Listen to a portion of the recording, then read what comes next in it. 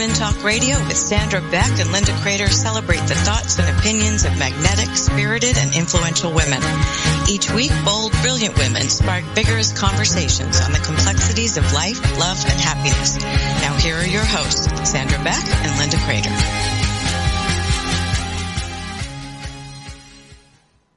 Hey ladies, this is Sandra Beck and I'm here with Linda Crater, and we've got another great roundtable discussion. Today's episode is, it's the episode on authenticity, and we're visiting today in our roundtable with Frankie Picasso from Toronto, Ontario, Kathy Krafke coming to us from Tyler, Texas, Nancy Yearout from Lubbock, Texas, Linda Crater's in Washington, D.C., and Sharon Jameson is in Atlanta, Georgia, and I am your host, Sandra Beck, and I'm coming to you from Los Angeles, California. Now, we talk a little bit about authenticity from a product standpoint. Oh, it's authentic mink, it's authentic calcium, it's authentic whatever. And what's happened over the years, girls, at least in my mind, is the concept of authenticity has become almost a brand. And with social media, I think I get confused what authenticity is, because is authenticity what I prove to be authentic to you? I mean, this is where I get tied in knots. And I'm going to go to Kathy Krafke first, because she gave me a quote this morning from Charles Swindoll. He's the Insight in Living radio host and the past president of the Dallas Theological Seminary. And he says, "I know nothing more valuable when it comes to the all-important virtue of authenticity than simply being who you are." So, Kathy, let's open the discussion on authenticity. What is it? Who has it? And how do we get it? Well, I'm going to just tell you, Sandra, you do this to me all the time. You make me think harder than I really meant to. I got the message we were going to be talking about authenticity, and my first question was, oh my gosh, what is that? So I started thinking about it, and I remembered about the Monument Men in World War II and how they solved the problem of preserving the treasure of the Louvre Museum and all the beautiful artwork there, including the Mona Lisa, which I know now you can't even get close to the Mona Lisa. There's all kinds of security, and there's always a crowd. You have to lift last time I was at the Louvre in France and Paris, I had to lift my iPhone above my head to even see what we were looking at, because there were people everywhere. But can you imagine, those men took that Louvre out of the museum in a ambulance and hid it all over France for those years that the Nazis were there looking for the art, the treasures. But then the question is, how did the guys know afterwards that it was authentic? Because it's been everywhere. And I think the solution to that is those guys were so versed in knowing who the artist was. And then also they had this history of knowing which paintings they had made. And I just think about that the way I think about God, that he is the artist, and we have to be true to what he made in each one of us, because each one of us we're our own little masterpiece. We don't think of ourselves that way, but we are. And so it's really important for us to know who we are. I like that, Kathy. So authenticity, as it pertains to a person, is genuine, or as a product, like you said, or a piece of art, it's original. So what is original? Somebody said, originality doesn't exist. In my last media for my Picasso paintings, I said everybody deserves an original. So what does that mean? There was, it's funny, I'll bring this up, but on Pawn Stars, my husband loves that show, the other day, there was a page from the Gutenberg Bible. It was deemed to be original, authentic. It went for like $80,000 a page. I mean, it's crazy. So, how do you deem something to be an original? There are experts who say they're original. Am I genuine? If I believe what I'm saying, if I believe what I'm doing, does that mean I'm genuine? Am I authentic? That's what do we have to go on except for, repeated behavior? If that's who I seem to be, and that's what I do all the time, does that mean then that I am authentic? I might not be original, because we tend to borrow from people all the great stuff that they do and adopt it for ourselves.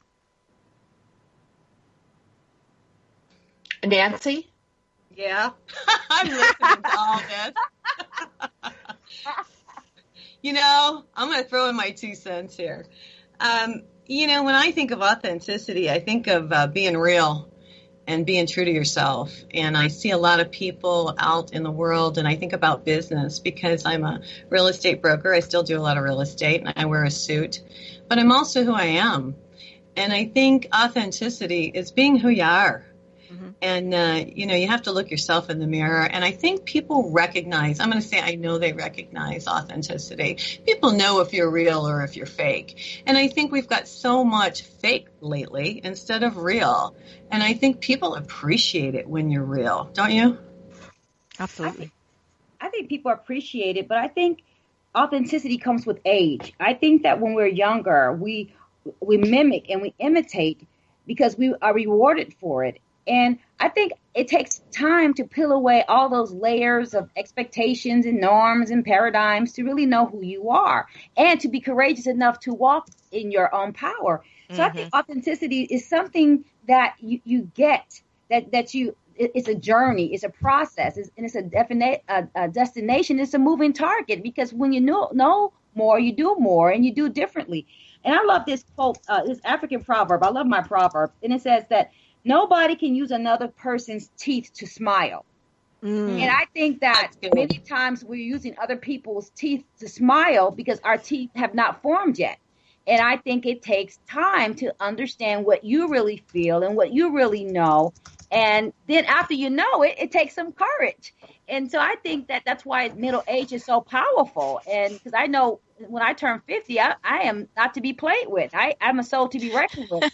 When I was 30 and 40, in 20, 30 and 40, I was trying to find myself. But I think it comes with age. You get to experiment and experience yourself. And then that's when you become authentic. Even though God gave you the wiring, I think it takes a while for you to understand where God, he knows to walk into who that person is. And that's my own thought about it. That is so powerful. This is Linda in DC. I'm going to take this a step further because I actually feel it when people are not authentic. I'm an empath, so I feel other people's emotions very easily, and I'm intuitive in understanding that I don't absorb it.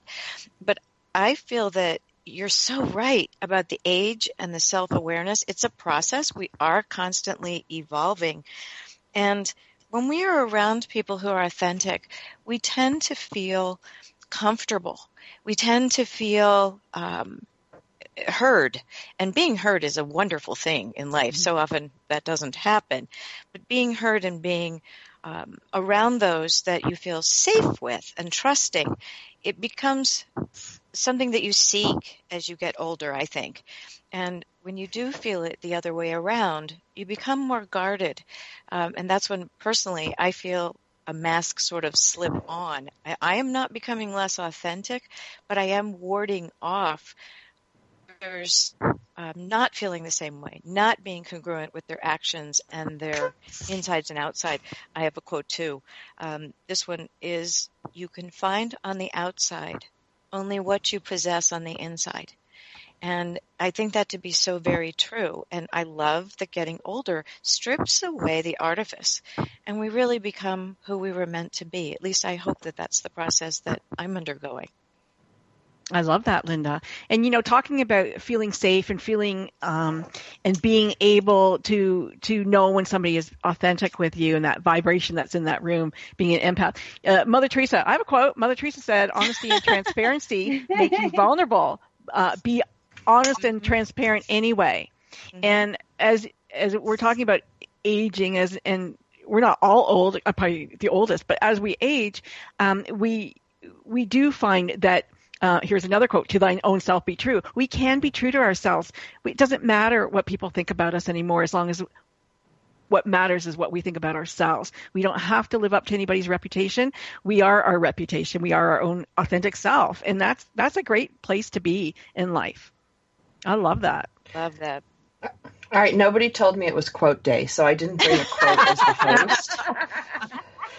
Thanks a lot, girls. Way to have my back. But I do have something to say with respect to authenticity. You know, all of us play different roles. You know, I look on here and I see media personalities, I see sales experts, I see writers, authors.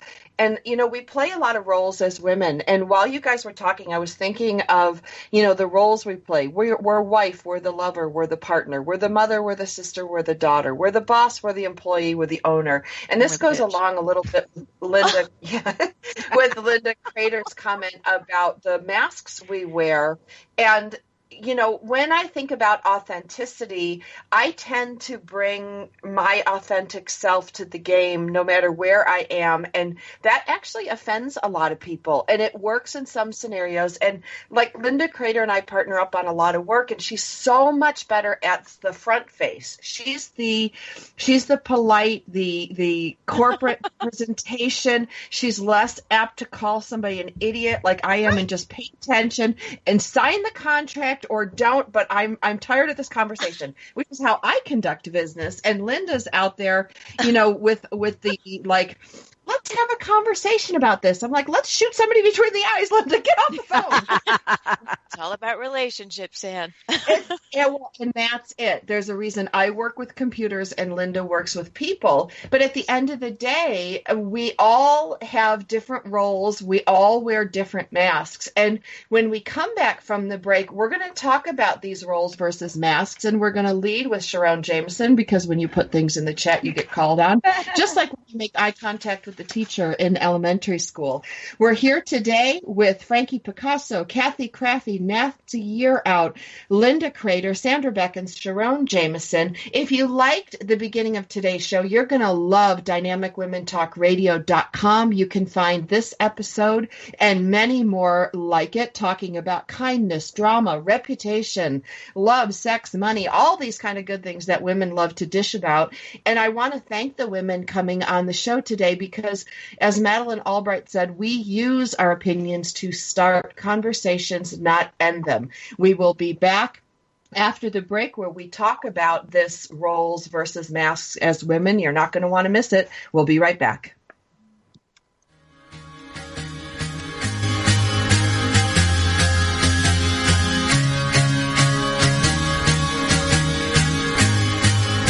We're Dynamic Women Talk Radio, and we'll return after these short messages.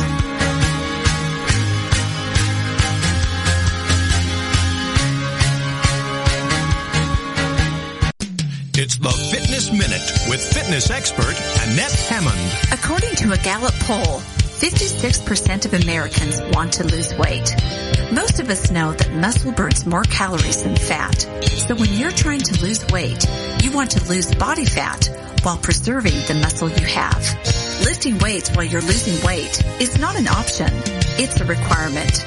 According to a Penn State study, when dieters don't pump iron, 22% of their weight loss comes from losing muscle. So if you lose 20 pounds without lifting weights, almost 5 pounds will be muscle. Upping your protein intake is important, and Columbia University researchers found that protein intake plays a significant role in preserving lean muscle mass during weight loss. Preserve your muscle as you drop the body fat. I'm Annette Hammond. Like us on Facebook at Fitness Minute with Annette Hammond. A few years ago, some fishermen off the coast of Italy discovered some pottery along with fish in their nets. Divers were called out and discovered an ancient Roman ship whose galley, or caboose, a nautical term for kitchen, was extremely intact. Some of the food uncovered on board was pickled fish, wine, oil, and grain used to make the ship's biscuits, otherwise known as dandy funks. It is thought the 2,000-year-old boat was probably on its way to Spain when it sunk and was covered by layers of mud, baggy wrinkles and all. Baggy wrinkles are another name for the ship's ropes. The mud protected the ship from wear, explaining why the leftover food on board was still in such good condition. We land lubbers may not be familiar with leftovers on the sea, but we are familiar with leftovers in our kitchen. I'm Carolyn Davidson, and you can have fun challenging your words you never heard vocabulary with my free app, Too Funny for Words.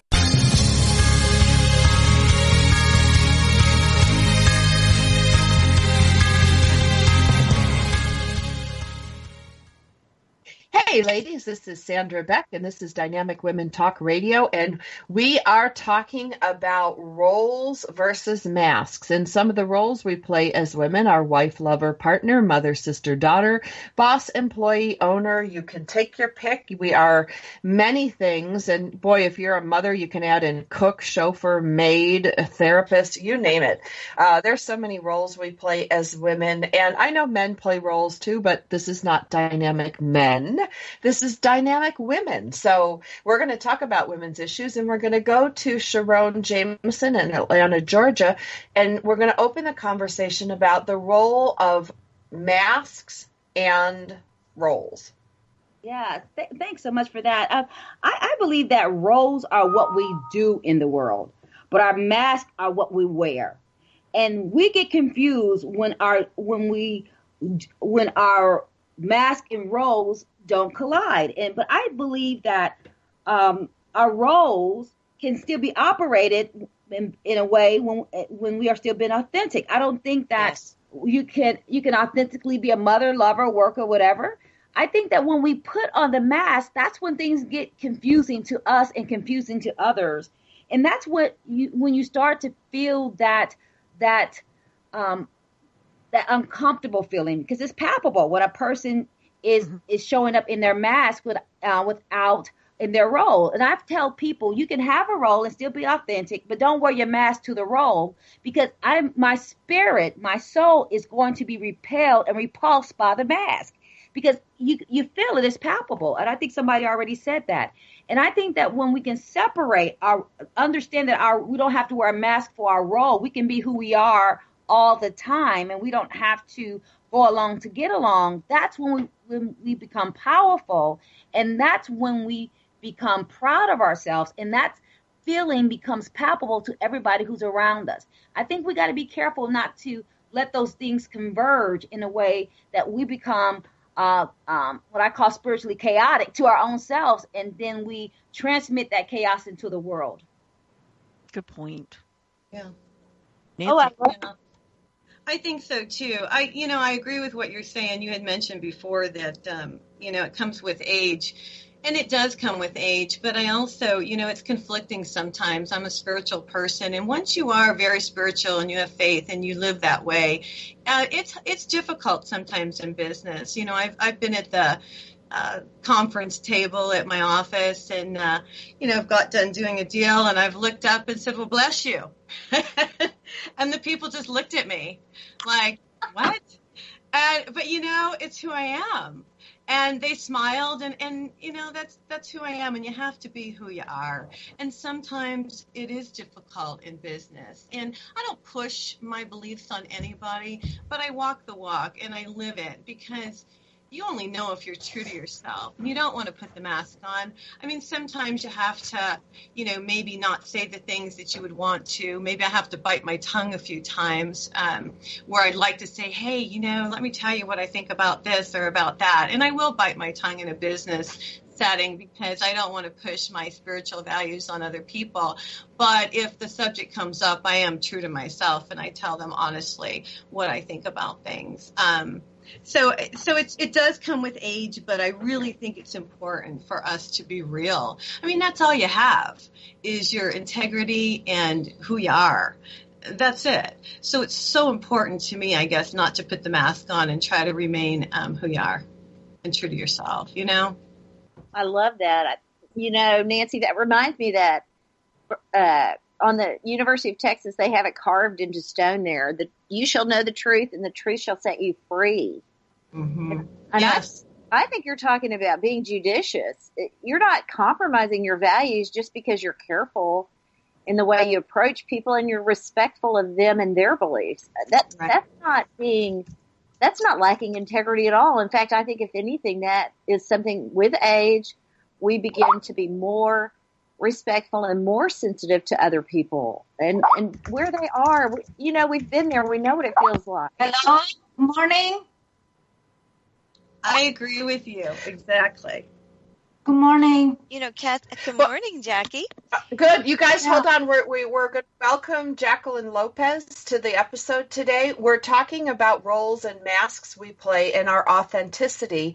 And one of the things I think that both Kathy and Nancy were talking about is about being discerning.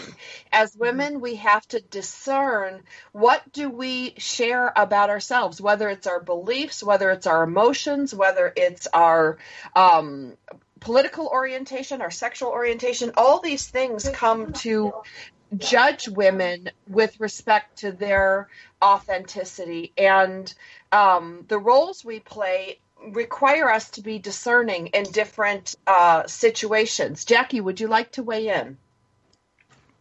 Well, authenticity is a big deal for women because our imperative survival instinct as a men and women way back from the Stone Age, and also our moms and our grandmoms, without saying, they were telling you, at least that's my experience, you never tell your man that he is not making you happy in the bedroom, or you never tell your man that he's not man enough. You know what I mean? So we women, as a women, we know that we have to take care of the children. I mean, that this is hardwired in our DNA.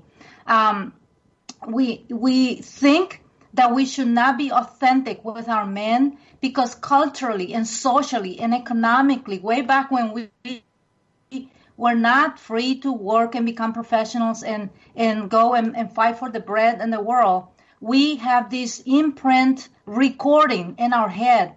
You never tell your man that he's not enough, that it's not good enough, it's not man enough, it's not, good provider, etc. And that translates, and that goes to the bedroom. And then we find ourselves not telling the truth to our men, and we, just being complacent with the society, that you just accept things. And that's where the lack of authenticity comes from for women. And we have to wake up. Like, we don't need the man's financial support anymore, like in the 50s and so we are professional. We are as strong as the men. And if we are not, happy as a wife or in the bedroom, if that's the case, we need to tell them clear and loud, look, this is not working for me. A lot of women who decided to just give up the sleeping with their husband altogether after their they have kids and kids went away. I mean, they become, like a brother and sister. I mean, it's so sad. And this is only one life. If you don't have a fantastic life in this planet Earth, where are you going to have that life? That's my message for all women. I mean, stop being scared by the recording you have in your head that you cannot tell your man what you feel about him. Amen, sister. I agree. You're talking about not compromising yourself, but I would suggest that conversation, that truthfulness, be given to women as well as men in our lives. I don't think that we have to reserve it to tell a guy he's great in bed or that he's you're wonderful. I think you're doing him a disservice, and you're doing yourself a disservice because, hey, you could be having a great time in bed if you just showed him what you want, right? If you were honest about it. But we're talking about authenticity too, and we're talking about the mask that we wear. And Sandra, you were saying, you put Linda's a front person because you're just too blunt. But there are people who love that personality. There are people who love that bluntness about you. I'm certainly one of them because you know what? I always know where I stand. Mm-hmm. I know, you're not going to lie to me. And that's, we like that. Brene Brown, if I can do one more quote, she talks about if you trade your authenticity for safety, which is what Jackie was talking about, you may experience the following: anxiety, depression, eating disorders, addiction, rage, blame, resentment, and inexplicable grief. I mean, that's a lot to gain by just compromising who you are. And we don't want those gains. They're not positive gains. So, when the ego is front and forward in telling you, oh, put a mask on. No, don't. Be who you are. Don't be afraid. Don't compromise yourself. Go forward in the world. Be authentic, and you'll get everything that you want. I love that. This is Linda. I think that I have a slightly different view on the masks, because when I put on a mask, when I say that, I'm simply preserving myself. I'm not letting others influence me by their inauthenticity. And so I use a mask as a protection for me after long learning that otherwise people who are inauthentic or just plain scary to be around because their value systems change all the time, it preserves me. It allows me to be exactly who I am. But I think the really interesting thing about being genuine or authentic in your communication, in your actions, in being congruent in all of your life, is that there are some people who absolutely do not know what to do with you, because you can't be manipulated. You are who you are. You are direct. And Sandra, by the way, it's direct, not blunt. You're good. So I just find that I'd love to, we're coming up on a break shortly, and I know we have some people who want to chime in, but I would love to talk more about the fact that sometimes others don't know what to do with us. And are we then influencing them to be more authentic because they don't quite know what to do with us when we are unbudgeable in our character, in our authenticity, in how we speak, what we believe? Because masks exist to protect us. They can hide us as well, but if you don't use it for hidden, it can protect us. So I would really love to come back after this break and talk more with these amazing dynamic women about how does that change? Or do you have the power to change others when you are authentic, and does that make them think twice? So I am very excited. We have many more shows and articles and lots of resources in our guest bios posted on our website, which is at dynamicwomentalkradio.com. You can listen to these shows, and I think you'll find that when you take a look at the topics we touch and the way all of the conversations are with wonderful respect and joy and camaraderie, you're going to wish that you had these ladies around your table each and every day. We'll be right back.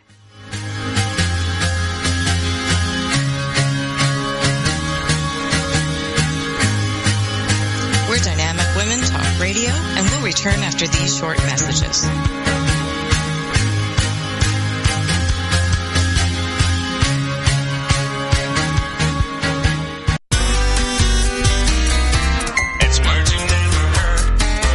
Times reports that in almost every way we tend to choose mates that look, sound, and act like we do, except in the area of money, where we seem to choose a person who is our polar opposite.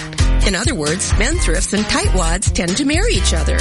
Unfortunately, having different spending habits can be a major cause of marital conflict. I admit to being a bit of an oniomaniac, that's a compulsive shopper, while my husband is a cluster fist. He always holds my hand when we go shopping. Otherwise, I'll have a massity. That's the itch to buy. I once took him with me to shop for a party dress. He looked at the tag and his face suddenly turned white and his palms became sweaty. I guess that's why women's stores always have those comfy chairs outside the dressing rooms. It's for your husband to sit down in when he sees the price tag. I'm Carolyn Davidson, and you can have fun challenging your words you never heard vocabulary with my free app, Too Funny for Word.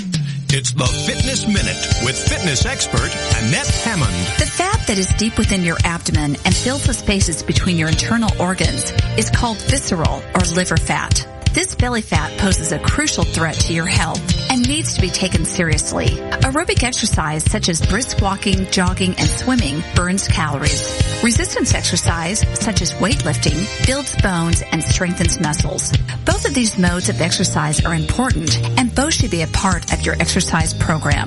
Duke University Medical Center researchers performed a study and found that if you are trying to reduce visceral fat, aerobic exercise is your best choice. Aerobic exercise burns 67% more calories than resistance training, the researchers found. So concentrate on aerobic exercise to burn away that dangerous visceral fat. I'm Annette Hammond. To hear other fitness and weight loss tips, visit our website at AnnetteHammond.com.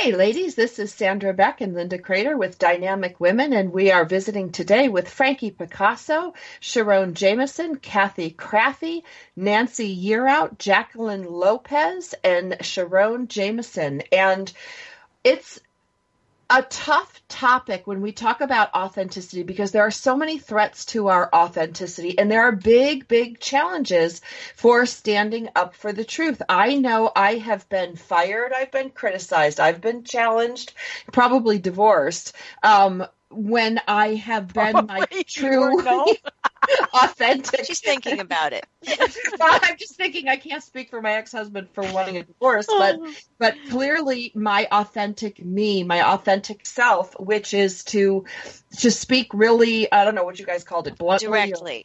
Directly. Yes, it's direct. Direct. Okay, there's a cost for me to be so direct. And I have been in relationships and friendships, one including a Navy SEAL commander who told me I hurt his feelings all the time because he's like, I've never met somebody so direct. And, coming from a SEAL, you just go, wow, really? If we can just disable terrorists by my direct speech, I should be president. Yeah. But that's what you call me. Go, what did I do? That's right. When we sit in our authentic self, when we truly embrace who we are, and I love who I am. I'm really sorry if I offend people or hurt their feelings or they don't like it, but I can only be myself. And when we do that, people generally fall away. And now new wonderful people like yourselves take that place. But there are a lot of threats in our society, especially with the pervasive image portrayed by social media. Social media is so, here's my perfect family. Here's my perfect relationship. Oh, we're celebrating 35 years together. And I'm like, I just saw you guys at movie night in the park. You were like ripping each other's heads off, but yet the picture is like a big heart on social media. Look, we love, we love, we love. So I think that we get a lot of messages, mixed messages about authenticity. I'm going to go to Sharon Jameson first. I think authenticity is so key, but I think that when we are authentic, we liberate ourselves from the needs and the perceptions of others in a very visible way. Because I believe only free people can free people. So if I'm free in being who I am and showing not only my stars, but my scars, and you can see all of me, I allow people to be who they are, then we all don't have to collude in this lying game. And I just think it's just so important. And I think that when we are not authentic, we not only betray ourselves, but we betray others. And that's what is the hard part. And then we all kind of participate in this big lie. And so I believe that free people free others. And so I have to be free to be who I am. And this is a saying that we say in the South, I'd rather pay the price than to submit to the cost. And I think that's so key. So I'd rather pay the price of being who I am than submit to the cost of not. Because the cost of me not being who I am, it costs too much. It's too darn expensive. Emotionally, spiritually, intellectually, financially. And so I think if we become, and when we are able to stand in our truth, we allow and liberate and free people to be who they are and to stand in their truth. I think it has a domino effect. I love that. Oh my gosh, Sharon, I just love that. If I'm free, I allow people to be who they are is the message that you're speaking. And I think that's so important. Sometimes we forget. We think life is all about, Kathy, I'm so self-centered, blah, blah, blah. But really, it's about other people. It's about having integrity for who I am so that I can be effective and influential and a blessing in other people's lives. And we were talking about threats to integrity and authenticity. And a couple of the ones I thought of is there's a lack of respect sometimes. We don't respect ourselves. And I think Frankie would really probably love to jump all over this. We don't respect ourselves, so that makes it hard to respect others. But also, I was thinking about Hitler and authenticity and the threat to that art. And he had decided in his head that modern art and Jewish art were, and this is the quote, degenerate. That was his judgment against a whole segment of art that is so precious and beautiful and culturally relevant. And I think sometimes we do that with other people. We just decide they're not, we just don't respect them. Anyway, and I think that's a threat to our own authenticity.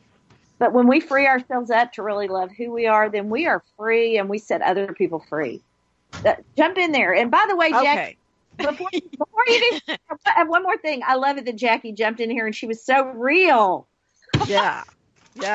Kathy, I think what you're talking about in regards like to Hitler and him talking about degenerate art is fear. That mirror he held up that mirror to himself as we often do. We don't always think that it's a mirror shining back at us the things that we don't like in others, but it is. And so Hitler was an artist and he was a pretty good artist. But I think for him, it was his fear caused him to, as it often does, to reach out and hurt those that he feared the most. And that is what he feared in himself, really. And that was a mask. And so he wore a mask all those years. He did. And unfortunately, he never took it off. And he became this persona and this crazy person who, we all don't love. But, I want to talk about, here's a really good example, if I can give it really quickly. A friend of mine, being her true self, a woman in the world, being authentic.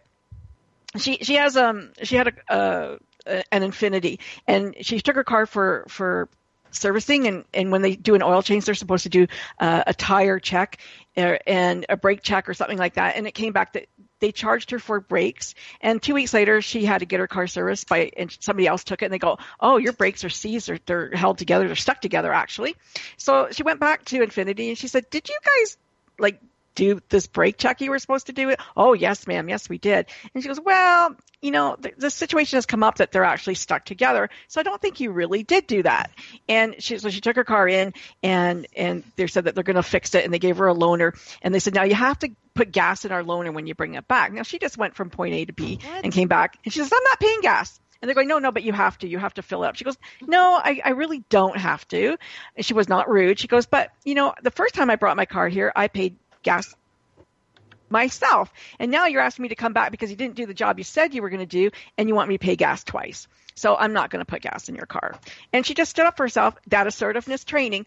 I'm not going to do it. No, sir, that's fine, but I'm not going to do it. And she didn't. And she got away with it. And they said, okay, like they gave up on her, or gave in to her, just because she was her true self. She was standing up for her rights. She was standing up for what was fair, and she was being they didn't know what to do with this one. We talk about not knowing what to do. Linda Creeder, they did not know what to do with her.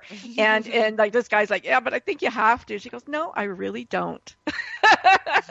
and she laughed and she drove off with her car. They fixed it and away she went. She didn't have to pay for it. But I think that's what we need to do. We need to stand up without our mask. I don't know if we need a mask. I don't know. You think the mask saves you, but does the mask save you really? Or can you just not be who you are with the face that you have and just be nice anyway, or be authentic anyway, or put forward and be who you are? I think, Sandra can show up in the world and be who she is. Sandra is who she is all the time, whether she's being, refreshingly honest, or even in her emails, when you send Sandra an email, she just wants the subject in the subject line. Like, just tell me what you want in the subject line. You don't even have to write a body, because that's how quick she is, But that's in everything she is, and who she is carries through everything she does. We know that that's authentic. She's not being rude. She's not being short with us. She's not being blunt. She's just being her, because she's only got so many hours in a day. And just give me the message, ma'am. Just give me the message. True to herself. Thank you. Thanks, Jacqueline. Okay, so I'm going to go back to the Stone Age. Why do people put up an act? Why do we want so badly to be liked, to be loved, to be wanted? That's the pursuit of happiness. The underline is we want to be liked, wanted, because in the old age, we were part of the menu if you were not liked, if we were ostracized, if you were not liked. So what we do is we put up an act to be liked, to be loved, to be needed. So that's why it's embedded in our wiring.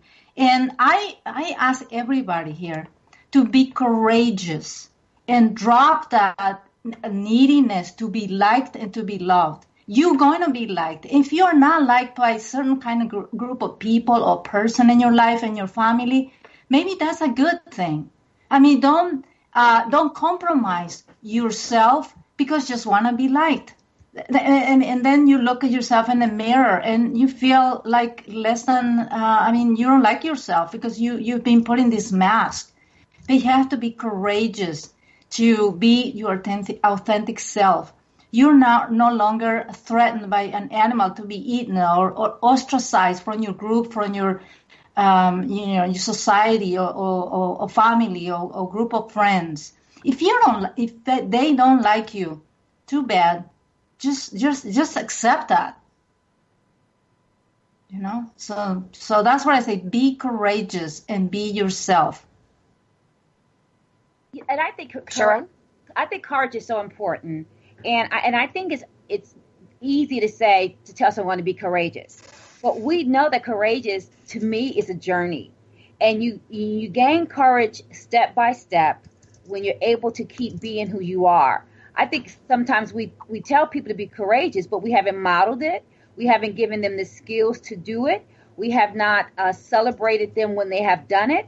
So I think that we have to say, if we're professing something, but we're not preaching it or giving people or promoting it or supporting people in it, I think it's difficult. I think it's so key that if we tell people to do something, that we provide support to do it. And I don't care if you're 5 or 55. I think courage is something that is an ongoing journey. And I think that if we tell people that it takes a moment, it takes a process, it takes a journey. You can never do it by yourself. None of us become our best selves by ourselves. I think people will not be so hard on themselves when they don't stand in courage. Because when they don't stand in courage, they beat themselves up. And then what it does is to minimize them, and they're less likely to do it and try again. So I think that's really, really important. Yes, do it, but also be it, and also support women who try to do it so that they have support, they have affirmation, that they know that they can stand alone and be okay. I think we have to teach people and support people to do that. To tell somebody to do it by themselves, I don't think it's realistic for some people. For some people. Well, I do. I definitely think we need validation, we need comfort, we need support from other women, because we can be our own worst enemies. Now, I'm going to take us to commercial break, and when we come back, we're going to talk about an interesting topic. Have you ever been proud to be rejected? And that's not something that we embrace as a society. Rejection is painful, rejection is tough, but if you can be proud of a rejection, I want to hear about it after the break. We're Dynamic Women Talk Radio, and we'll return after these short messages.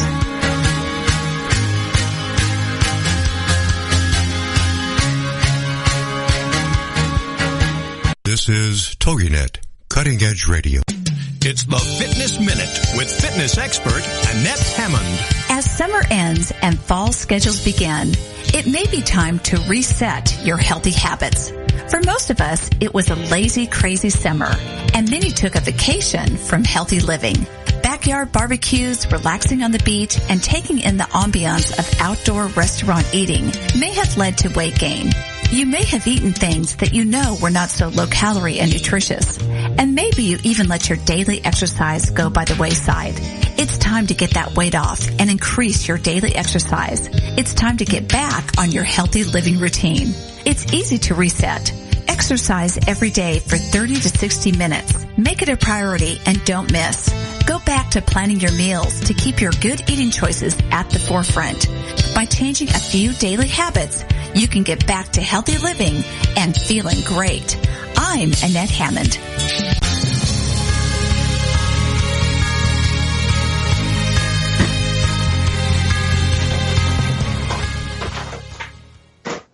Hey ladies, this is Sandra Beck, and I'm here with Linda Crater, and this is Dynamic Women Talk Radio, and we are talking today about authenticity and our authentic selves. And the topic for this last segment roundtable is, have we ever been proud to be rejected? Now, I got to tell you, I went on a date shortly after my divorce, and the guy was so handsome, and he was a successful lawyer, and he was just everything on paper I thought I was looking for. And in our dinner date, I asked him, what do you miss most about being married?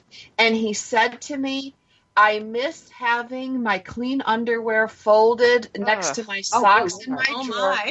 I missed having the refrigerator full and my wife putting food on the table.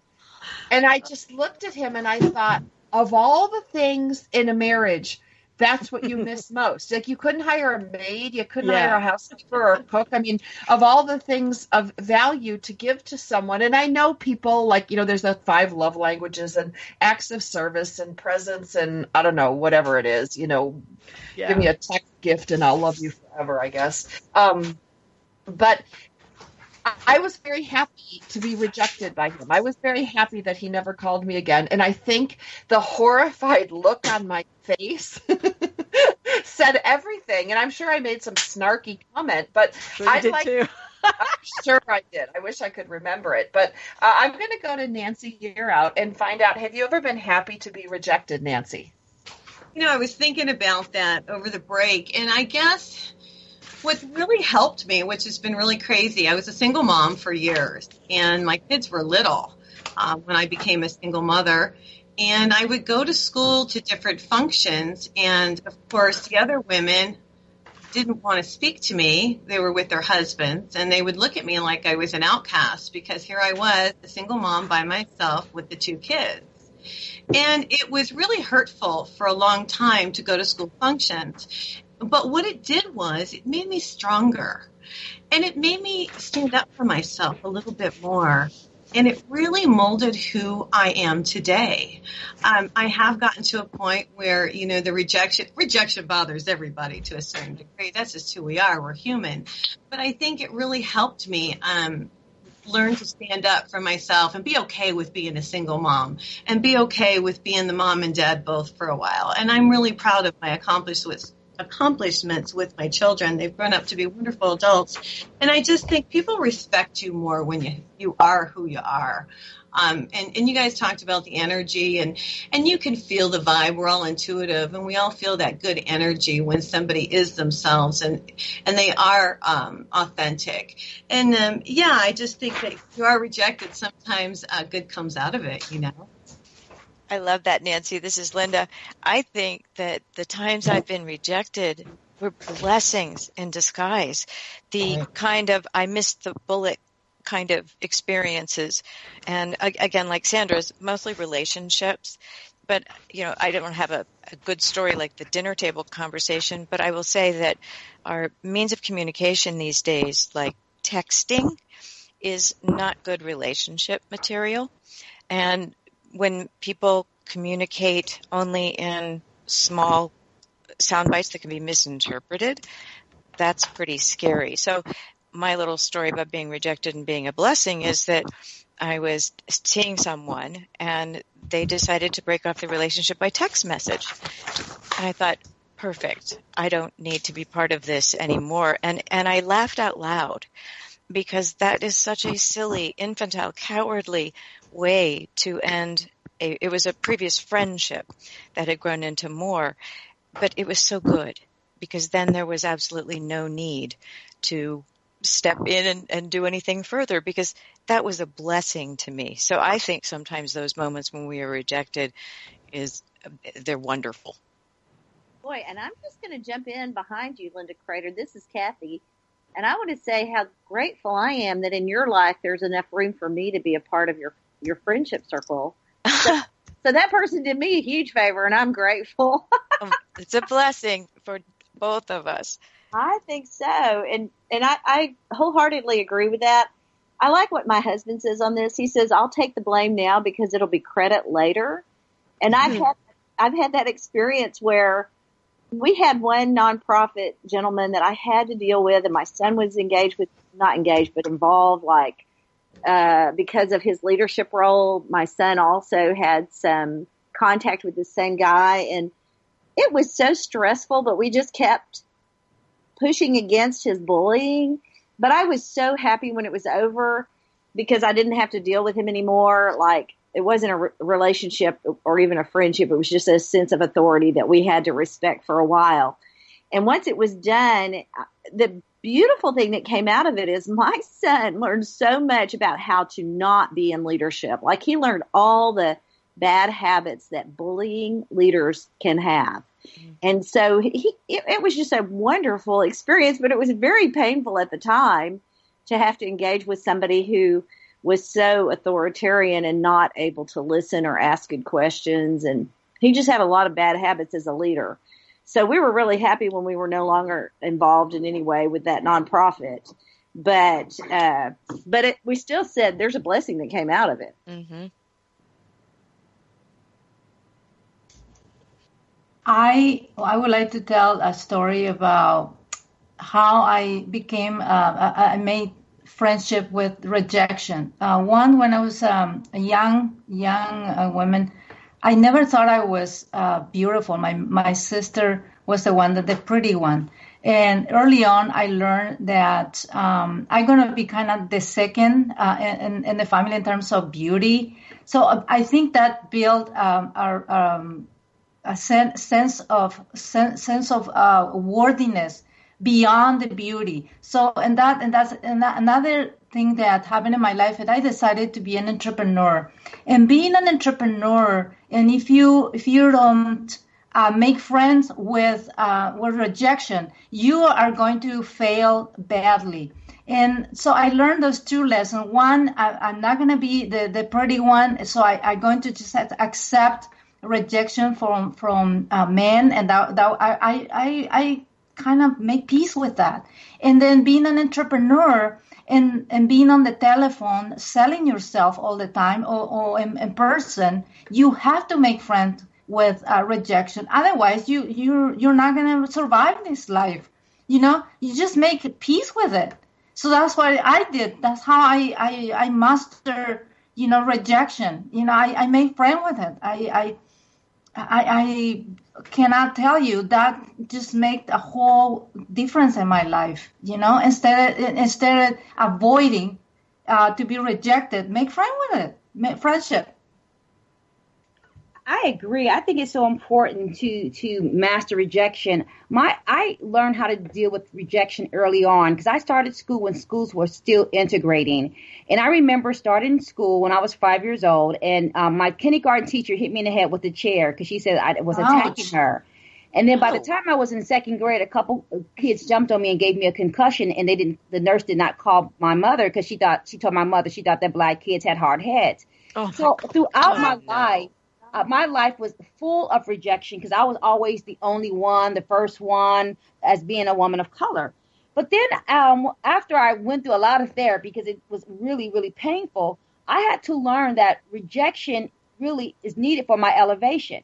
And so when I'm rejected from people who don't have my best interest or who don't understand who I am, or a person who would make me have to prove my value, is really elevating me. So I always say rejection is elevation, because then I don't have to worry about trying to appease people who don't have my best interest or who won't like you anyway because they don't like themselves. And it allows me to understand that rejection is not a bad thing. But I had to learn that. But my whole life told me that I was outside of the norm, outside of the margin. I was not one of the group, one of the crowd. But when you learn that when you're young, it can either be a gift or it can be a gutter. And I chose it to be a gift to me versus be falling into the gutter of worthlessness and helplessness and powerlessness, because all of those are learned behavior. So I think that rejection is good, and I'm glad that my son learned how to get rejected early on when he didn't make the basketball team or he wasn't in the in crowd, because it does something to you. It gives you a resilience that cannot be taught or bought, because you know that who you are, even if people don't clamor to you. So I think rejection is something, like Jackie said, you have to master. Once you get it, you are unstoppable. Well, talking about unstoppable, it's the unstoppable Frankie. Thanks for that segue, Sharon. You are a gift to the world. You truly are, and I love that. I don't like to be rejected. It really hurts my feelings, and so hopefully none of you hate me. But no, seriously, like in business, rejection. I agree with Jackie. You turn it into a game. In coaching, we learn to turn it into a game. And so, you say, oh yeah, you need like 9 no's and then you get a yes. So every 9 no's and then you get a yes. So it's fun. It becomes a fun thing to be rejected. But I was rejected a couple of years ago by a friend who I gave everything to. She called me 10 times a day. We went out every single day. And, I guess she didn't need my advice anymore. So one day she just stopped calling after 3 years of every day. And that did hurt my feelings. And I didn't understand. The gift was I didn't have to expend so much energy on all of her problems. So that was a good thing. So, I love that. So yeah, I'm sure that I have amplified my quote unquote gifts to get rejected before.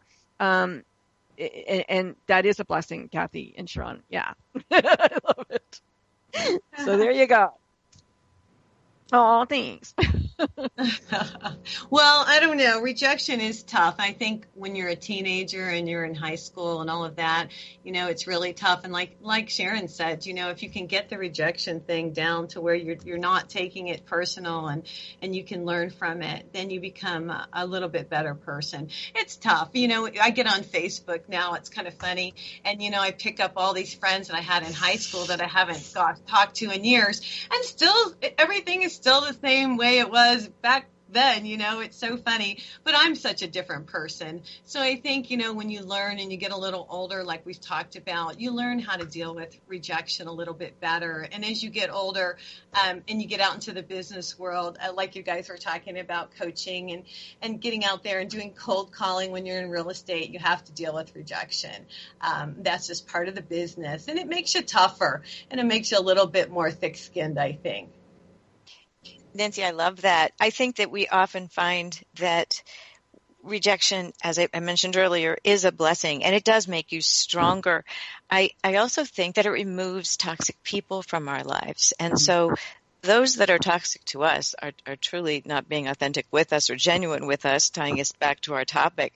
And I heard this wonderful quote by Eric Barker, I think it was on LinkedIn, and it said, "It's wonderful when toxic people stop talking to you. It's like the trash took itself out." And I love that.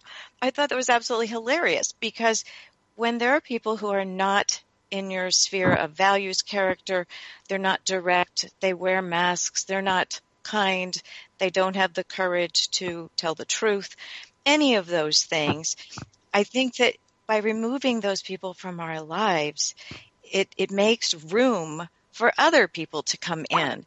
And so it's not from the scarcity mindset, it's from the abundance mindset, which I think is so very important for us to embrace. We don't do that all the time. I think we're hanging on to things sometimes, but we are done. Come back to us next week. We would love to have you join us on Dynamic Women Talk Radio. Thank you for joining us today.